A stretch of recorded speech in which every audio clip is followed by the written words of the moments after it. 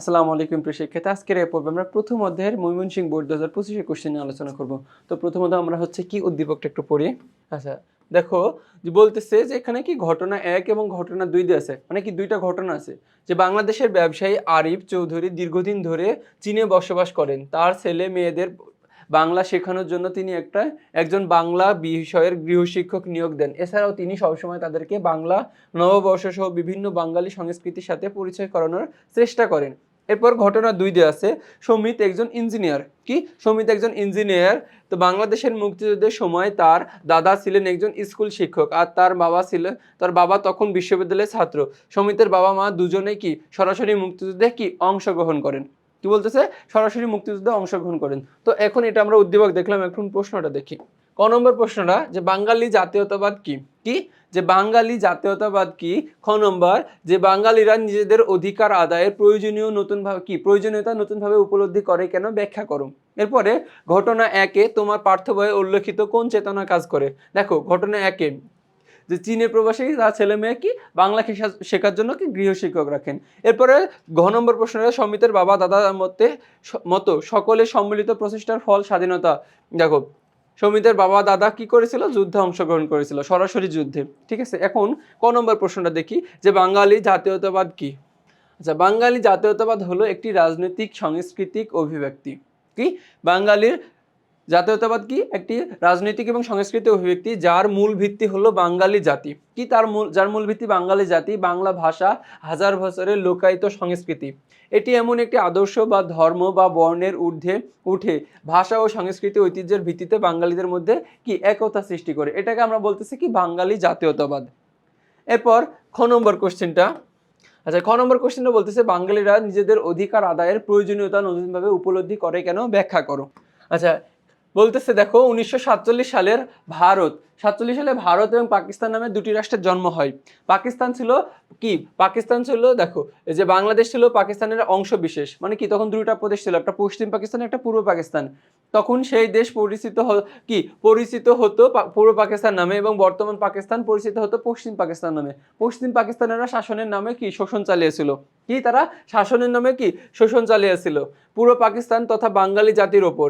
বাঙালির ওপর হওয়া বৈষম্য অত্যাচারের বিরুদ্ধে রুখে দাঁড়ানোর জন্য বাঙালির নিজেদের অধিকার আদায়ের প্রয়োজনীয়তা নতুনভাবে উপলব্ধি করে। তো এরই মাধ্যমে দেখো যখন কি একজনের কাছে কি গোলাম থাকার পরে বাঙালির ওপর যে বৈষম্য, ওই বৈষম্যটা উপলব্ধি করছে এবং অত্যাচারের বিরুদ্ধে রুখে দাঁড়ানোর জন্য বাঙালি নিজেদের অধিকার আদায়ের কি প্রয়োজনীয়তা একটা কি অনুভব করছে। এরপর গ নম্বর কোশ্চেনটা। আচ্ছা, গ নম্বর কোশ্চেনটা হচ্ছে যে পাঠ্য বইয়ে 1-এ উল্লেখিত বাঙালি জাতীয়তাবাদ চেতনা কাজ করেছে। কি বাঙালির জাতীয়তাবাদ চেতনা কাজ করেছে। এখন দেখো জাতীয়তাবাদ চেতনার মধ্যে কি একটা হচ্ছে কি যে ভাষা, দেশপ্রেম এগুলো আছেই। বলতেছে পাঠ্য বইয়ের জাতীয়তাবাদ নিয়ে সমালোচনা করা হয়েছে। একজন মানুষ বাঙালি জাতিভুক্ত কিনা তা বোঝা যায় তার সংস্কৃতি, ভাষা, দেশাত্মবোধের ওপর। এই বাঙালি জাতি তাদের ভাষা ও সংস্কৃতি রক্ষার্থে আন্দোলন করেছিল। এখন দেখো পৃথিবীতে এমন কোনো জাতি নাই যে যারা কি ভাষার জন্য যুদ্ধ করেছে, কিন্তু একমাত্র বাঙালি জাতি কি তারা তাদের কি ভাষার ডাকে টিকে রাখার জন্য পাকিস্তানের সাথে যুদ্ধ করেছিল। এবং 1952 সালে ভাষার জন্য পাকিস্তানিদের বন্দুকের নলের সামনে কি দাঁড়িয়ে জীবন দিতেও তারা কি দ্বিধাবোধ করেনি। ভাষার জন্য জীবন দিয়েছেন রফিক, শফিক, জব্বর, সালাম, বরকত। ছাত্র জনতা, চাকরিজীবী, ভবঘুরে সকলে একত্র হয়ে এই আন্দোলন করেছিল। সবার মুখে একটাই স্লোগান, রাষ্ট্রভাষা কি চাই, বাংলা চাই। দেখো প্রবল আন্দোলনের মুখে পাকিস্তানের শাসক গোষ্ঠী বাংলা ভাষাকে অন্যতম রাষ্ট্রভাষা হিসেবে কি স্বীকৃতি দেয়। পরবর্তীতে কি দিয়েছিল, স্বীকৃতি দিয়েছিল। দেখো 1956 সালে যখন পাকিস্তানের সংবিধান প্রণয়ন করা হয় তখন একটা কি অনুচ্ছেদে বলা হয় পাকিস্তানের রাষ্ট্রভাষা অর্থাৎ পূর্ব পাকিস্তানের রাষ্ট্রভাষা হবে কি বাংলা। ঠিক আছে।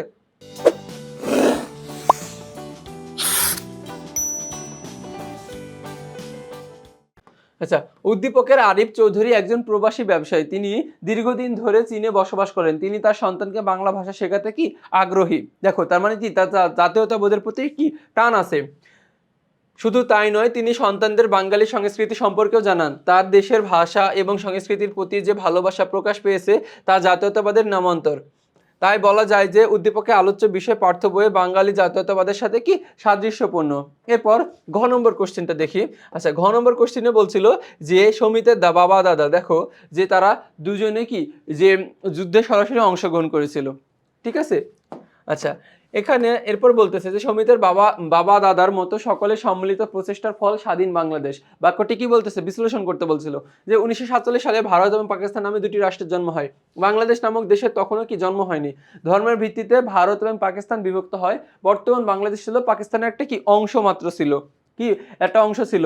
তো এটার নাম ছিল পূর্ব পাকিস্তান। পশ্চিম পাকিস্তানেরা কি বাঙালিদের ওপর শুরু করে নানা রকম বৈষম্যের সৃষ্টি করে। দেখো শুরু থেকে নানা রকম কি বৈষম্য সৃষ্টি করে। প্রথম যে বৈষম্যটা করেছিল কি ভাষা নিয়ে। তারপরে দেখো আর্থিক সামরিক সকল খাতেই পূর্ব পাকিস্তান বৈষম্যের শিকার হতে থাকে। দেখো অর্থনৈতিকভাবে তাদের কাছ থেকে আমাদের হচ্ছে কি বাজেট কম ছিল। সামরিক বাহিনীতে সকল কিছুতে কি দেখো সামরিক বাহিনীর অফিসার নিয়োগের ক্ষেত্রে, সৈন্য নিয়োগের ক্ষেত্রে প্রত্যেকটা ক্ষেত্রে তারা 90% এগিয়ে, আর বাঙালি মাত্র 5% ছিল, 10% ছিল, এমন টাইপের ছিল। মানে কি প্রতিটা ক্ষেত্রে কি বৈষম্যের শিকার হয়েছে। পাকিস্তানিরা পাকিস্তানের রাষ্ট্রভাষা উর্দু করার ঘোষণা দেয়। বাঙালিরা এই প্রথম সংঘবদ্ধ হয়ে এর প্রতিবাদ জানায়। দেখো পাকিস্তানের জন্ম হয় 1947 সালে। তো এই 47 সালে জন্ম হওয়ার পরে প্রথম যেটা নিয়ে কি ঝামেলা সৃষ্টি হয় সেটা হচ্ছে কি ভাষা নিয়ে, কি রাষ্ট্রভাষা নিয়ে। তারা একটা জিনিস চাপিয়ে দেয় যে কি পাকিস্তানের রাষ্ট্রভাষা হবে একমাত্র কি উর্দু। তো এইটা নিয়ে কি বিভিন্নভাবে কি ঝামেলা হয়। বাঙালিরা এই প্রথম সংঘবদ্ধ হয়ে কি এর প্রতিবাদ জানায়। এবং 1952 সালে পাকিস্তানিদের সামনে দেখো কি 1952 সালে পাকিস্তানিদের বন্দুকের নলের সামনে দাঁড়াতেও তারা ভয় পায়নি। বীর বাঙালিরা ভাষার জন্য জীবন দিয়েছেন রফিক শফিক জবর কি দেখো রফিক শফিক বরকত। প্রবল আন্দোলনের মুখে পাকিস্তানের শাসক গোষ্ঠী বাঙালিকে অন্যতম রাষ্ট্রভাষা হিসেবে ঘোষণা দেয়। বাঙালিরা এভাবে সংঘবদ্ধ হয়ে নানা বৈষম্য এবং অত্যাচারের বিরুদ্ধে কি রুখে দাঁড়ায়, ঠিক আছে।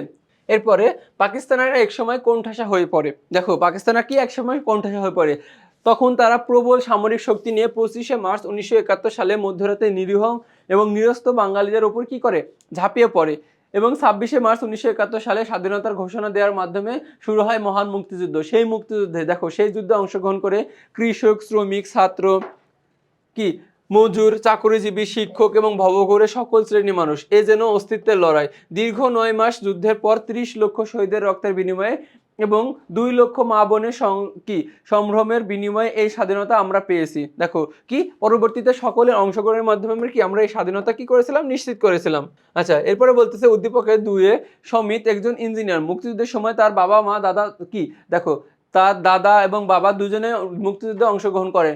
বয়স এবং পেশা তখন কোনো বিষয় ছিল না। সকল শ্রেণীর মানুষ কি সকল স্তরের মানুষ মুক্তিযুদ্ধে কি অংশগ্রহণ করেছিল। দেখো সকল স্তরের মানুষ এখানে কি ডাক্তার, ইঞ্জিনিয়ার, বুদ্ধিজীবী, ছাত্র, শিক্ষক, সাধারণ মানুষ। দেখো সাধারণ মানুষ সবচেয়ে বেশি অংশগ্রহণ করেছিল। তার জন্য মুক্তিযুদ্ধকে বলা হয় গণযুদ্ধ অথবা জনযুদ্ধ। তাই উল্লেখিত আলোচনা থেকে বলা যায় আজকের এই স্বাধীন বাংলাদেশ কি একক কোনো প্রচেষ্টার ফসল নয়। দেখো একা যে একজন ব্যক্তি স্বাধীন করে গেছে এমন কোনো প্রচেষ্টার ফসল নয়, বরং এটি সকল স্তর, সকল ধর্ম, সকল বর্ণের মানুষের সম্মিলিত কি প্রচেষ্টার ফল। দেখো এরই মাধ্যমে আমরা কি ময়মনসিংহ বোর্ড 2025 কোশ্চেনটা সলভ করলাম। তো পরবর্তীতে তোমাদের সাথে আবার দেখা হবে। ততক্ষণ পর্যন্ত তোমরা সুস্থ থাকো, ভালো থাকো। আসসালামু আলাইকুম।